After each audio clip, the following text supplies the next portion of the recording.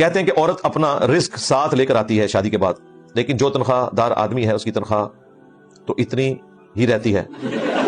وہ کون سا رزق ہے؟ ہاں جی میں بتا دیتا ہوں آپ کو. پہلی بات ہے یہ مطلب ایک سلوگن کے طور پر ہے، یہ بات ٹھیک ہے، اللہ تعالیٰ نے ہر بندے کا رزق لکھا ہوا ہے.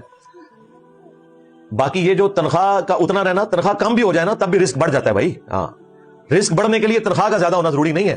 مجھے بتائیں اگر آپ کی تنخواہ ہے 50,000 اور آپ کے گھر میں کوئی ایسا مریض ہے جس کی ادویات کے اوپر 30,000 لگ جاتا ہے، اس کی بجائے آپ کے گھر میں کوئی ایسا مریض نہیں ہے تو 30,000 آپ کی تنخواہ بڑھ گئی. جی مسلم شریف میں حدیث ہے ہمیشہ اپنے سے نچلے لوگوں کو دیکھو. یہ آپ لوگوں نے کوانٹٹی کے اوپر چیزوں کو کیوں رکھا ہوا ہے؟ اللہ کا شکر ادا کریں. اگر آپ کے گردے کام کر رہے ہیں اور آپ کو ڈائلسس نہیں کروانے پڑ رہے، اللہ کا شکر ادا کریں. ٹھیک ہے، تو یہ برکت ہے. اور دوسرا تھوڑی اپنی اداؤں پر بھی غور کریں، فضول خرچیوں کے اوپر بھی غور کریں کہ آپ اپنی تنخواہ کا کتنا حصہ کن کاموں میں لگا رہے ہیں جہاں پر لگنا بھی چاہیے تھا کہ نہیں. ایک غریب آدمی کا کیا کام ہے کہ روزانہ جو ہے وہ ہوٹل پہ بیٹھ کے تو 70-80 روپے کی دودھ پتی پیے. ایک غریب آدمی کا کیا کام ہے کہ روزانہ وہ جا کے فاسٹ فوڈ کھانا شروع کر دے. گھر میں کیوں نہیں ٹکتا وہ؟ پھر وہ کہتا ہے میں غریب ہوں. تو بھائی یہ تو مڈل کلاس لوگ بھی نہیں افورڈ کر سکتے. اور اس کے بعد نکلنا کیا ہے؟ صحت کی خرابی.